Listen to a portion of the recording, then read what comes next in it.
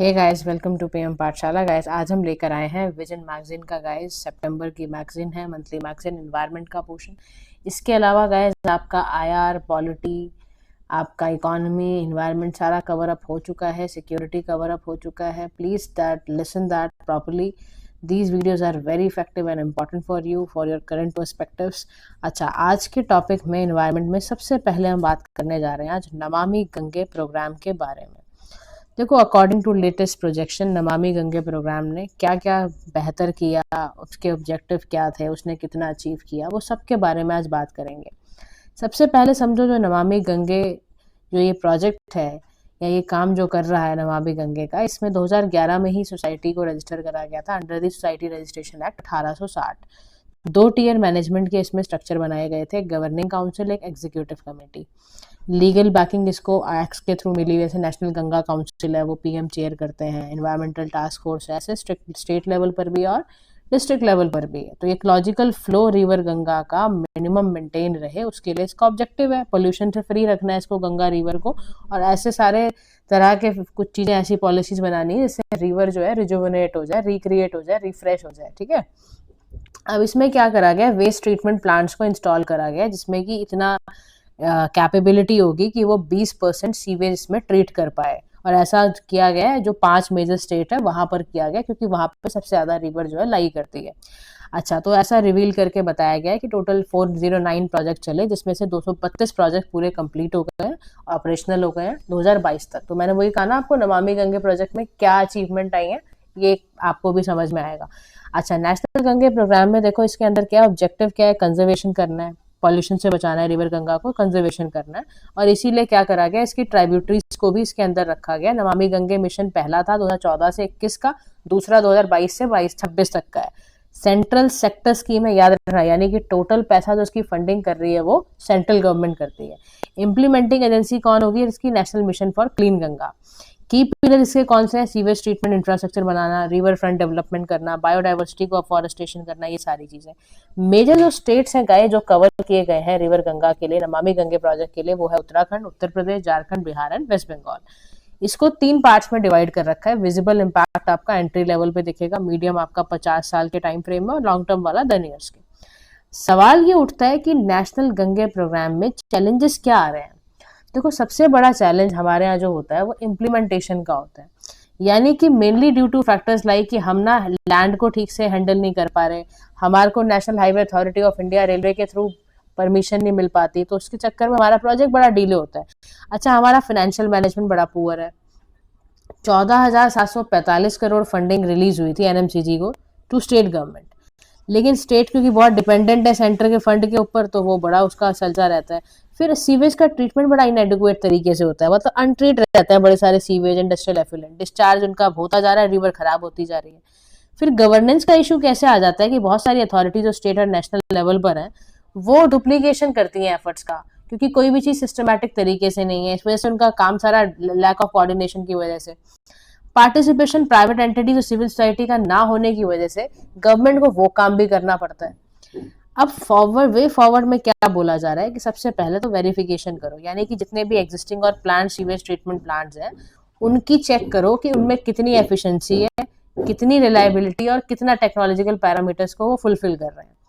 फिर ये चेक करो कि कितने न्यू इनोवेटिव मॉडल्स को आप क्रिएट कर सकते हो, जिससे कि पानी और जितना भी वेस्ट वाटर इंफ्रास्ट्रक्चर है उसको इवेल्युएट करो, कितना पैसा इसमें लग सकता है, इसमें कैसा लगेगा, इसकी मेंटेनेंस कॉस्ट कितनी आएगी, वो सब चेक करो। लोकल स्टोरेज को भी रिस्टोर करने की आवश्यकता है। ऐसा मत सोचो आप खाली गंगा और गंगा के ट्राइब्यूटरी, आप ये सोचो आसपास के जो भी पॉन्ड्स हैं, वेटलैंड्स हैं, लेक्स हैं, उनको भी इसका पार्ट मानो और उनको भी कंजर्व करना है हमें। फिर ये कह रहा है कि जो एंटायर जो लूप लेंथ है उसको मैप करो, आप कितनी मैप है, उसका लैंड रिकॉर्ड उसका चेक करो, करेक्ट करो, रिस्टोर करो उन चीज़ों को। दूसरी स्ट्रेटजीज ये भी आप कर सकते हो कि ना रिवर को लिंक कर दो डिफरेंट प्रोजेक्ट्स से, वहां पर आसपास टॉयलेट का एक्सेस कर दो ना, लोग रिवर में टॉयलेट कर देते हैं, ठीक है, या जो ओपन डिफिकेशन फ्री विलेज को करने की जरूरत है तो वो भी।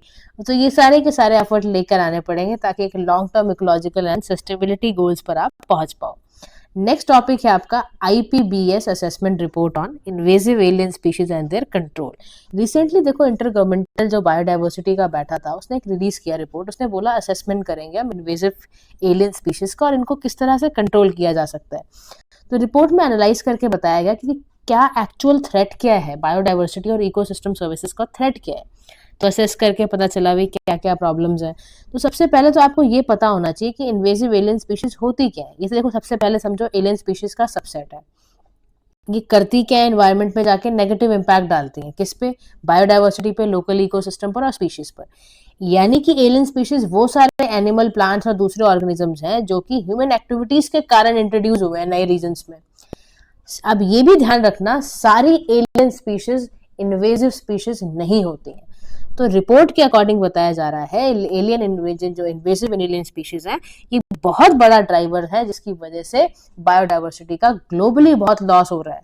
सी यूज चेंज बढ़ रहे हैं, डायरेक्ट एक्सप्लॉयटेशन ऑर्गेनिजम्स का बढ़ रहा है, क्लाइमेट चेंज पोल्यूशन की वजह से ये क्रिएट हो रहे हैं।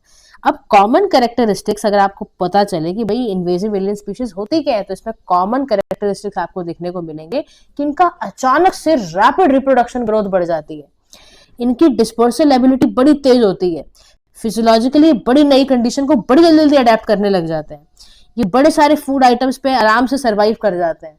तो इन्हें कहते हैं इन्वेजिव एलियन स्पीशीज।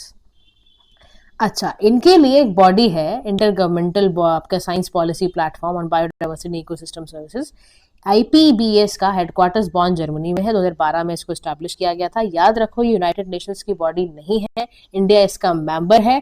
ये सिर्फ यूनाइटेड नेशंस एनवायरनमेंट प्रोग्राम के अंडर एक काम करते हैं, एक सर्विस की तरह काम करते हैं, इंटर गवर्नमेंटल बॉडी है। ठीक है, अब समझने की बात है कि जो इन्वेजिव एलियन स्पीशीज है इनकी ग्रोथ होती क्यों है इतनी ज्यादा। तो सबसे पहले लेजिस्लेशन की दिक्कत है, क्योंकि 83% जो कंट्रीज हैं उनके पास नेशनल लेजिस्लेशन है ही नहीं इनको कंट्रोल करने का, इनको प्रिवेंट करने का। तो nearly half of all countries वो इस पे पैसा इन्वेस्ट ही नहीं करती इनको मैनेज करने का। अब देखो ह्यूमन एक्टिविटीज तो कारण है ही, ट्रांसपोर्ट आप करते हो, इंट्रोडक्शन आपने करवाया इसी चीज की वजह से आया। मैंने आपको बताया ना ह्यूमन एंथ्रोपोजेनिक रीजन ही है जिसकी वजह से ये उग जाती हैं या ये क्रिएट हो जाती हैं। तो ग्लोबल ट्रेड भी एक स्ट्रॉन्ग लिंक है, वॉल्यूम ऑफ कमोडिटी जो आप इंपोर्ट करते हो, नंबर ऑफ इन्वेजिव उसके साथ साथ आती है। तो यानी कि इंटरनेशनल ट्रेड जो है एक्सोटिक प्लांट्स एंड एनिमल्स का, लोगों की मूवमेंट की वजह से, टूरिज्म की वजह से भी इन्वेजिव एलियन स्पीशीज का स्प्रेड कंट्रीज में बढ़ता जा रहा है। क्लाइमेट चेंज तो अपने आप में रीजन है ही, और उसके बाद इसका इम्पैक्ट ये पड़ता है इन्वेजिव एलियन स्पीशीज का कि सबसे पहले जाके ये जो भी नेटिव प्लांट और एनिमल्स होते हैं ना लोकल, उनको डिवास्टेट करके, उनको डैमेज करके खत्म कर देती है। वहां की ग्रास, ट्री सबको वैसा कर देंगी, highly inflammable, intense fire create हो जाएगी। आप कहते हो ना आग कैसे लग गई जंगलों में, ये भी एक कारण है। तो 60% ग्लोबल एक्सटिंक्शन करने की ताकत है इसके अंदर। फूड सिक्योरिटी का लॉस वो अलग से होगा, क्रॉप लॉस होगा, डिग्रेडेट कर देगी सॉइल की क्वालिटी। सोशल इम्पैक्ट क्या पड़ेगा, ऑटोनॉमी राइट, जो कल्चरल वहाँ इंडिजिनस लोग हैं बेचारे वो तो मर गए, वो तो बेचारे जो लाइवलीहुड उनका फॉरेस्ट पे डिपेंडेंट थे उन तो गए काम से, मोबिलिटी उनकी गई काम से। हेल्थ पे क्या असर पड़ेगा, जूनोटिक डिजीज के शिकार हो जाओगे, पैड में चिकनगुनिया, जीका, येलो वायरस कैसे फैलता है इन्वेजिव स्पीशीज की वजह से। इकोनॉमिक बर्डन ये पड़ जाएगा कि आपका ये बहुत जबरदस्त तरीके से इकोनॉमिक कॉस्ट बढ़ाएगा। तो वे फॉरवर्ड में बोला जा रहा है इफेक्टिव मैनेजमेंट कर लें। बायोलॉजिकल इन्वेजन जो है या दूसरे एडवर्स इम्पैक्ट है उसको प्रिवेंट करने के लिए जरूरी है कि हम पाथवेज मैनेजमेंट को क्रिएट करें, इन्फोर्स करें, इम्पोर्ट कंट्रोल, प्री बॉर्डर या जितने भी हैं। तो टारगेट इन्वेजिव एलियन स्पीशीज है लोकल लेवल और लैंडस्केप स्केल दोनों पर होता है। तो पब्लिक में एंगेजमेंट करने की जरूरत है, science platform, community driven eradication campaign चलाने की जरूरत है, कोलैबोरेट करना है, इंटरनेशनल एंड रीजनल मैकेनिज्म ऐसा तैयार करना है। तो कैपेसिटी बिल्डिंग, टारगेटेड इन्वेस्टमेंट करना, रिसर्च इनोवेशन में, ये सारा काम अगर हम करते हैं तो डेफिनेटली एक अवेयरनेस के साथ अगर हम इस पे चलेंगे और इनके मैनेजमेंट कंट्रोल पे ध्यान रखेंगे तो हम बच जाएंगे। वरना तो ये बायोलॉजिकल इन्वेजन तो करके रहेंगे क्योंकि इनका काम ये करेंगे, इसीलिए बहुत ज़रूरत है कोलैबोरेट करना इंटरनेशनल एंड रीजनल मैकेनिज्म्स में। बहुत ज़रूरत है कि हम एक कमिटमेंट लें कि हमें इनको ख़त्म करना है, स्पेसिफिक रोल जिनके भी तरह से हो सकता है उसको अडॉप्ट करें। तीसरा टॉपिक गाइस आपका आता है यूनेस्को वर्ल्ड हेरिटेज साइट्स का। देखो नई रिसर्च में वर्ल्ड हेरिटेज साइट्स में makeup less than 1% of the earth surface, बस इनका हार्बर जो है वो 20% है प्लैनेट बायोडाइवर्सिटी पे। इसका मतलब क्या है समझो, रिसर्च हुई, देखो यूनेस्को ने और IUCN ने एक रिसर्च कंडक्ट करी जिसमें पता चला कि 20,000 इंडेंजर्ड स्पीशीज को प्रोटेक्ट करने की जरूरत है, एस्टिमेट लगाया गया। तो जो वर्ल्ड आपका ये जो हेरिटेज साइट्स का था, इसने ना लास्ट लाइन बताया कि भाई बहुत जरूरत है, सबसे ज्यादा रोल तो जवान राइनोज है या वास्कुताज है जो वर्ल्ड के स्मॉलेस्ट कैटाशियन होते हैं, पिंक लुगवान्स हैं, इन सबको प्रोटेक्ट करने की बहुत ज़रूरत है, माउंटेन गोरेलास को, सुमात्रा राइनोस को बचाने की बहुत ज़रूरत है। अब वर्ल्ड हेरिटेज साइट ने कन्वेंशंस भी साइन कर रखी है, क्योंकि वर्ल्ड हेरिटेज कन्वेंशन है ना आपकी, इसमें प्रॉपर कन्वेंशन है कि इसमें किस तरह से जो ऐसी स्पीशीज हैं जो बिल्कुल एक्सटिंक्शन की उसमें जा रही हैं, एंडेंजर्ड में भी कैटेगरी में आ गई हैं, कल्चरली बट वो इंपॉर्टेंट है, नेचुरली बट वो इंपॉर्टेंट है, तो उसको किस तरह से लिया जाए, और उनकी आउटस्टैंडिंग यूनिवर्सल वैल्यू भी है, तो इसीलिए वर्ल्ड हेरिटेज साइट जो है उस कन्वेंशन बना के उस पर काम करता है। अब वर्ल्ड हेरिटेज साइट जो है वो बायोडाइवर्सिटी को कंजर्व करने के लिए यूनिक क्यों मानी जाती है, क्योंकि वो वाइड हराइजन को कवर करती है, वो नेचुरली जो भी कल्चरल साइट्स हैं, जो मिक्स हेरिटेज साइट्स हैं, उन सब पे काम करती है। एग्जाम्पल के तौर पर आपका इंडिया का Kanchenjunga national park, highest level of international protection दी गई है उसको वहां पर, क्योंकि वहां पर बहुत सारे इंडेंजर स्पीशीज थे आपके। फिर रीजनल प्लानिंग प्रोग्राम की बात आती है, वो भी करा। वर्ल्ड हेरिटेज फंड एक क्रिएट कर रखा है कि डिजास्टर नेचुरल कैलामिटी अगर हो जाए तो वहां पर कैसे यूज करना है। वर्ल्ड हेरिटेज साइट्स के लिए कंचनजंगा जैसा आपका काजीरंगा, चितवान नेशनल पार्क जो नेपाल का है, इन सब में राइनोस को बहुत प्रोटेक्शन दी गई है।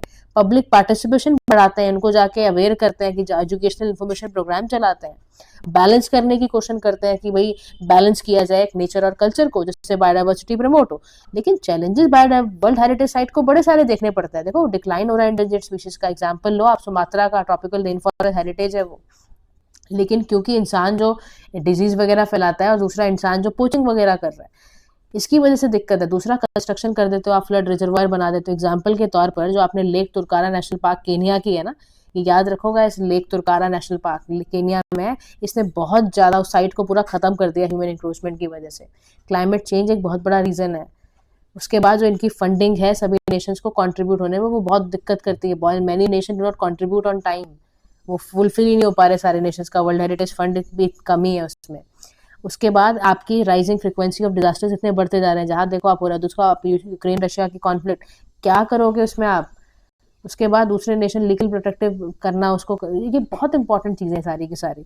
तो कंक्लूडिंग फॉर्म में वो यही कह रहा है कि भाई प्रोटेक्शन को प्रायोरिटी बनानी पड़ेगी, आपको अचीव करना पड़ेगा। कह रहा है आपने तो कस्में वादे करे थे Kunming Montreal global biodiversity framework में भी, तो उसको भी तो फुलफिल करना है। तो ये चीज़ें आपको याद रखनी है। लास्ट टॉपिक जो आपका एनवायरनमेंट का है वो है पैसिफिक डेकेडल ऑसिलेशन। देखो ये समझ लो होता क्या है। एक रिसेंट स्टडी हुई जिसमें बोला गया है जो ग्लोबल वार्मिंग है और जो पैसिफिक डेकेडल ऑसिलेशन का जो कॉम्बिनेशन है ना, इसकी वजह से बहुत तेजी से बहुत जबरदस्त तरीके के फ्रिक्वेंटली साइक्लोन ज़्यादा से ज़्यादा आने लग गए हैं। तो दोनों को समझने की जरूरत है। जो पीडीओ है या एल नीनो सदर्न ऑसिलेशन होता है, ये इम्पैक्ट करता है। साइंटिस्ट ने एक लिंक बना के समझाया है कि कैसे पीडीओ यानी कि आपका, मैंने जो आपको बताया ना पैसिफिक डेकेडल ऑसिलेशन और जो लिंकेज है ग्लोबल वार्मिंग का, वो बड़ा जबरदस्त है। देखो पीडीओ ना जो आपका है पैसिफिक डेकेडल ऑसिलेशन जो है, एक लॉन्ग टर्म ओशन में ना फ्लक्चुएशन बढ़ता है पैसिफिक ओशन के अंदर। इसमें दो तरह के फेज है, कूल वाला एक नेगेटिव फेज है। कूल वेज में क्या होता है, लोअर और आपका देन नॉर्मल सी सरफेस रहता है, टेम्परेचर आपका इस तरह का रहेगा। वार्म हॉर्शू पैटर्न का तरह का होगा, यानी कि जो नॉर्मल सी सरफेस हाइट है उसकी जो कनेक्ट कर रहा है नॉर्थ साउथ का। और वार्म और जो पॉजिटिव फेज है ना, ये कूल फेज के एकदम अलग होता है, यानी कि जो वेस्ट पैसिफिक ओशन होगा इस समय बहुत कूल हो जाएगा, देन योर ईस्ट वार्म्स। अच्छा, इसके बाद रिसेंट टाइम में वार्म एंड कोल्ड फेज आपके बहुत शॉर्टर होने लग गए। अब पीडीओ की वजह से फ्रीक्वेंसी ऑफ साइक्लोन कैसे बढ़ता है कि जो नेगेटिव पीडीओ है ला नीना फेज के साथ मिलकर वो एक सूटेबल कंडीशन बना देता है ट्रॉपिकल साइक्लोन्स की। 2019 में भी जब पीडीओ ने कूलर और नेगेटिव फेज में जब ये घुसता था, उस समय बड़ा अच्छा ये बना देता था, बहुत ज्यादा ट्रॉपिकल साइक्लोन देखने को मिलते थे। और ज्यादातर देखने को मिलता था पोस्ट मानसून मंथ होते थे नियर द इक्वेटर, वहां पर ये उगते थे यानी क्रिएट होते थे। फिर नंबर ऑफ इक्वेटोरियल ओरिजिन्स भी हैं यहाँ पर। उसके बाद ये रेयर है साइक्लोन्स हैं to form near the equator, Coriolis force की एब्सेंस होती है तो वहां पर ये रेयर हो जाते हैं। जहां पर इनको मॉइस्चर और राइज इंटेंसिटी बढ़ता है, वार्म पानी मिलता है, वहां पर ये ज्यादातर करते हैं। तो रिलेशन समझने की जरूरत है कि पीडीओ और एल नीनो यानी कि सदर्न एस्पिरेशन का क्या रिलेशन है। इससे देखो वैसे मैंने आपको बताया ना, पीडीओ और ला नीना मिलेंगे तो वो ग्राउंड बनाएंगे ट्रॉपिकल साइक्लोन्स का। ऐसे ही जब पीडीओ और एल नीनो सदर्न ऑसिलेशंस एक साथ मिलते हैं तो क्लाइमेट पे इम्पैक्ट पड़ेगा।